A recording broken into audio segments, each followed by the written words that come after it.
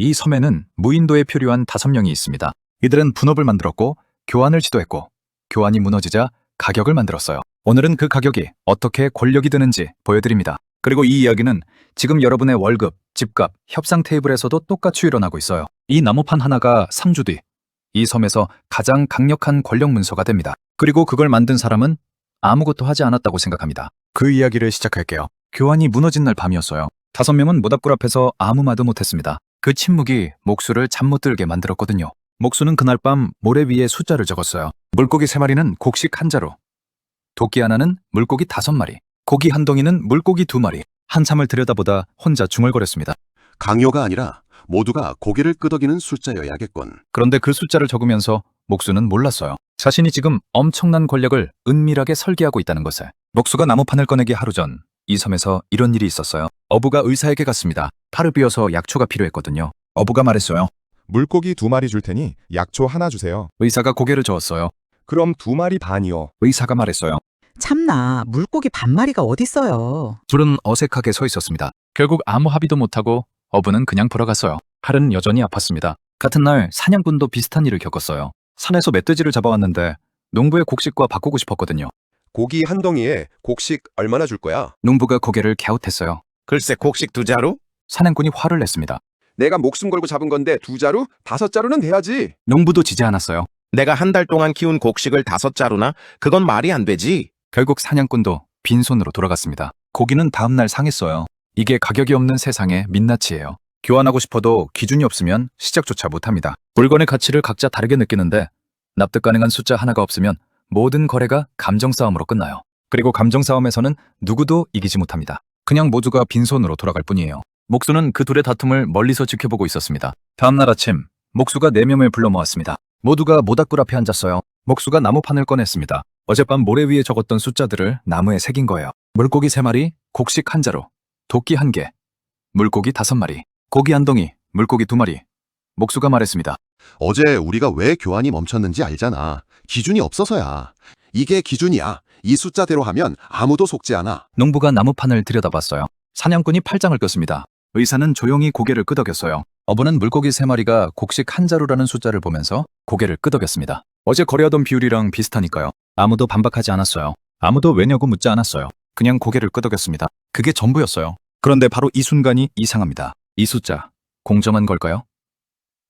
이 질문이 왜 무서운지 아세요? 아무도 검증할 수 없다는 거예요. 물고기 3마리가 곡식 1자루랑 진짜 같은 가치인지 누가 확인할 방법이 없어요. 그냥 목수가 그렇게 적었으니까 그게 기준이 된 거예요. 사람은 처음 제시된 숫자에 끌려갑니다. 목수가 3이라고 적었으니 3이 기준이 됐어요. 만약 목수가 5라고 적었으면 5가 기준이 됐을 거예요. 어제 거래 비율이랑 비슷하다는 것도 사실은 근거가 아닙니다. 어제 그 비율도 그냥 둘이 어영부영 합의한 숫자였으니까요. 처음 던져진 숫자가 그 뒤에 모든 판단을 지배하는 거예요. 경제학에서는 이것을 기준점 효과, 앵커링이라고 불러요. 닻을 내리듯 숫자 하나가 박히면 모든 판단이 그 숫자 주변을 맴돌게 돼요. 이 섬에서 그 첫 숫자를 던진 사람이 목수입니다.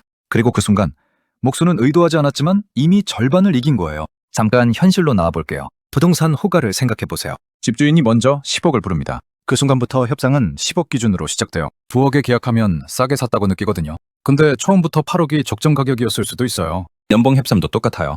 회사가 먼저 3천만 원을 제시하면 3,200만 원을 받아도 잘 협상했다고 느끼지만 처음부터 내가 3,500만 원을 불렀으면 결과가 완전히 달랐을 거예요. 먼저 숫자를 내미는 사람이 이미 절반을 이긴 겁니다. 이게 바로 목수가 이 섬에서 한 일이에요. 나무판이 생기자 신기한 일이 벌어졌어요. 교환이 다시 시작됐습니다. 어부는 다음 날부터 새벽에 일어났어요. 물고기 3마리만 잡으면 곡식 1자루를 받을 수 있다는 걸 아니까요. 숫자가 보이니까 목표가 생긴 거예요. 그전에는 그냥 잡히는 만큼 잡았거든요. 이제 어부는 계산을 합니다. 오늘 6마리 잡으면 곡식 2자루, 남는 건 고기로 바꿀 수 있겠군. 가격이 인센티브를 만들었습니다. 농부에게도 변화가 생겼어요. 곡식이 물고기 3마리짜리라는 걸 알게 되자 농부는 밭을 늘리기 시작했습니다. 물고기는 바다에 나가면 잡을 수 있지만 곡식은 한 달을 기다려야 해요. 희소한 거예요. 나무판에 적힌 숫자가 농부에게 알려준 거죠. 네 곡식은 귀해. 더 키워. 가격이 자원을 어디에 써야 하는지 알려준 겁니다. 가장 재미있는 변화는 의사에게서 일어났어요. 나무판이 생기기 전에 의사는 입을 다물고 있었거든요. 뭘 원하는지, 얼마를 받아야 하는지 몰랐으니까요. 근데 이제 숫자가 있으니까 의사가 처음으로 말하기 시작했어요. 저는 물고기보다 고기가 더 필요해요.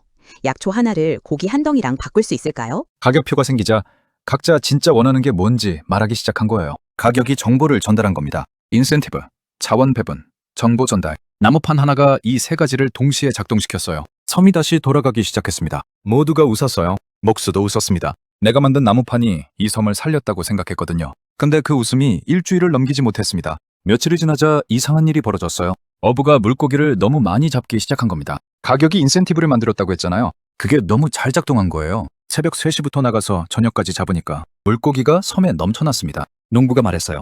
물고기가 이렇게 많아졌는데 3마리로는 부족해요. 이제 5마리는 줘야 곡식 한 자루 드릴 수 있어요. 어부는 황당했습니다. 아니, 나무판에 3이라고 적혀 있잖아요. 농부가 말했어요. 나무판이 뭔 상관이에요? 물고기가 저렇게 쌓여 있는데 지금 물고기 한 마리가 예전 물고기 한 마리랑 같은 가치예요? 어부는 반박할 수가 없었어요. 물고기가 넘치는 건 사실이니까요. 아무도 가격을 올리라고 명령하지 않았습니다. 그냥 물고기가 많아지니까 물고기 가치가 자연스럽게 내려간 거예요. 곡식 한 자루를 사려면 물고기를 더 많이 내야 하는 상황이 된 거죠. 목수의 나무판에는 여전히 3이라고 적혀 있었지만 실제 거래에서는 이미 5가 되어 있었어요. 어부는 속이 쓰렸습니다. 더 열심히 잡았는데 오히려 값이 떨어진 거거든요. 노력이 배신당한 느낌이었어요. 근데 누구를 탓할 수도 없었습니다. 누가 시킨 것도 아니었으니까요. 반대로 사냥꾼은 웃고 있었어요. 비가 와서 며칠 산에 못 갔을 뿐인데 고기가 귀해지니까 가격이 올라갔거든요. 사냥꾼은 적게 일하고 더 많이 받게 됐습니다. 어부는 더 많이 일하고 더 적게 받았어요. 아무도 이것을 의도하지 않았어요. 물건이 많으면 값이 내리고 적으면 올라가는 것뿐이었습니다. 누가 시키지 않아도, 누가 정하지 않아도 이 섬에 보이지 않는 힘이 작동하고 있었어요. 1776년 애덤 스미스는 이것을 보이지 않는 손이라고 불렀습니다. 각자의 이익을 추구하다 보면 시장이 알아서 적정 가격을 찾아간다는 거예요. 이 섬에서 방금 그 일이 일어난 겁니다. 아무도 지시하지 않았는데 가격이 움직였어요. 그런데 그 보이지 않는 손은 언제나 공정하지는 않았습니다. 더 많이 가진 쪽이 더 오래 버틸 수 있는 쪽이 유리했거든요. 그런데 며칠이 더 지나자 더 이상한 일이 생기기 시작했어요. 나무판에 없는 품목들이 나타났거든요. 약초, 생선 내장, 나무 껍질, 밧줄. 새로운 물건이 생길 때마다 사람들이 목수에게 왔습니다. 어부가 먼저 물었어요. 이건 얼마예요? 목수가 생각하다가 답했어요. 물고기 2마리요. 농부가 물었어요. 이건요? 목수가 답했어요.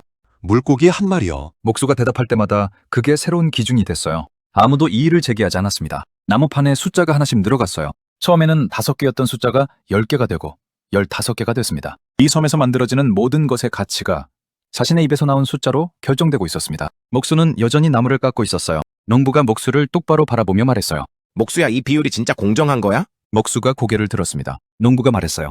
내가 계산해 봤는데 곡식 한 자루 키우는데 한 달이 걸리고 물고기 3마리 잡는 건 어부한테 반나절이야. 근데 같은 값이잖아. 이게 맞다고 생각해? 목수는 아무 말도 못했습니다. 틀린 말이 아니었거든요. 농부의 목소리가 조금 커졌어요. 나는 새벽에 일어나서 밭에 물 주고 잡초 뽑고 한 달을 기다려야 겨우 자루 하나를 채워. 어부는 아침에 바다 나가서 점심 전에 3마리 잡아오는 거고. 사냥꾼이 옆에서 듣고 있다가 끼어들었어요. 나도 한마디만 할게. 나는 산에서 멧돼지 잡을 때 목숨을 걸어. 다리가 부러질 뻔한 적도 있어. 근데 내 고기가 물고기 2마리밖에 안 돼? 어부가 해변에서 낚싯줄 던지는 거랑 내가 산에서 뒹구는 거랑 같아? 두 사람의 시선이 목수에게 향했습니다. 이 질문 수백 년 뒤 카를 마르크스가 똑같이 던졌어요. 노동의 가치는 누가, 어떤 기준으로 매기는가? 그리고 지금도 답이 없습니다. 목수가 오래 침묵했어요. 그리고 말했습니다. 근데 기준이 없으면 아무것도 못하잖아. 완벽하지 않아도 기준이 있는 게 없는 것보다는 나아. 농부가 나지막이 말했어요. 그건 기준을 정하는 사람 입장이지. 목수가 멈췄습니다. 할 말이 없었어요. 농구는 조용히 돌아갔습니다. 사냥꾼도 뒤를 따랐습니다. 그날 밤 농구는 혼자 생각했어요. 목수 말이 맞는 것 같기도 해. 근데 뭔가 억울한 것 같기도 해. 내 한 달치 땀이 저 녀석의 반나절 낚시와 같다는 건 아무리 생각해도 납득이 안 됐습니다. 이 찜찜함은 사라지지 않았어요. 그리고 이 찜찜함은 언젠가 반드시 다시 터질 겁니다. 자, 무인도의 이야기는 여기까지입니다. 가격이 없으면 아무것도 교환이 안 되고 가격이 생기면 먼저 정한 사람이 권력을 갖게 됩니다. 그리고 그 권력은 악의 없이 은밀하게 만들어져요. 인류도 똑같은 문제를 겪었어요. 중세에는 교회가 가격을 정했고 근대에는 시장이 정했고 지금은 플랫폼 기업과 대기업이 정합니다. 누가 정하느냐가 바뀌었을 뿐 방식은 이 섬과 똑같아요. 그날 밤 목수는 혼자 나무판을 들여다보고 있었습니다. 숫자들이 빼곡하게 새겨져 있었어요. 이 섬의 모든 물건 가격이 여기 적혀 있었습니다. 목수는 나무판을 손가락으로 천천히 짚었어요. 물고기, 곡식, 고기, 약초, 도끼,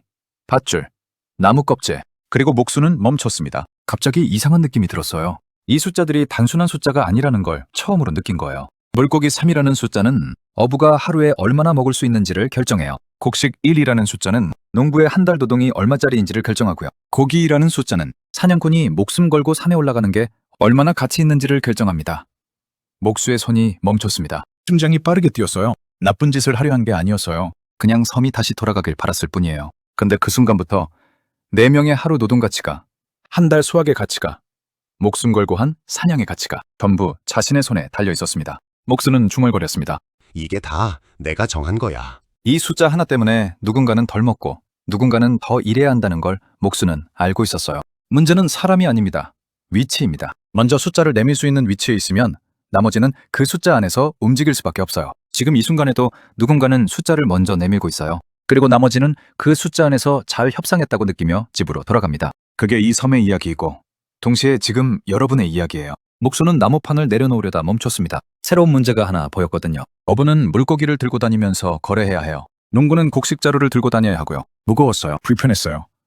물고기는 또 썼고요. 가격은 생겼는데 그 가격을 실제로 주고받는 과정이 여전히 너무 복잡했습니다. 목수는 나무판을 다시 들었습니다. 그리고 생각했어요. 물건을 들고 다니지 않아도 되는 방법이 있을 텐데. 그때 해변에서 바람이 불어왔어요. 파도가 밀려오면서 모래 위에 뭔가가 반짝였습니다. 목수가 걸어가서 집어들었어요. 조개 껍데기였습니다. 목수는 조개 껍데기를 손바닥 위에 올려놓고 한참을 바라봤어요. 가볍고 썩지 않고 이 섬에서 아무도 먹지 않는 것. 그러니까 아무도 갖고 싶어하지 않는 것. 근데 만약 모두가 이걸 물고기 한 마리와 같다고 약속한다면? 목수의 손이 천천히 조개 껍데기를 쥐었습니다. 아무도 몰랐지만 그 순간이 이 섬에서 화폐가 탄생하는 첫 번째 씨앗이었습니다. 그리고 그 화폐가 생기는 순간 목수도 예상하지 못한 일이 벌어질 것이었어요. 가격을 지배한 사람이 있다면 화폐를 지배하는 사람은 그것보다 훨씬 더 큰 권력을 갖게 된다는 것을. 그런데 그 화폐를 손에 쥐는 사람은 목수가 아니었습니다. 문제는 그 사람이 이 섬에서 가장 많이 가진 사람이었다는 겁니다. 그 이야기는 다음 화에서 시작됩니다. 오늘 영상이 여러분의 자본주의 생존에 도움이 되셨다면 좋아요를 눌러주세요.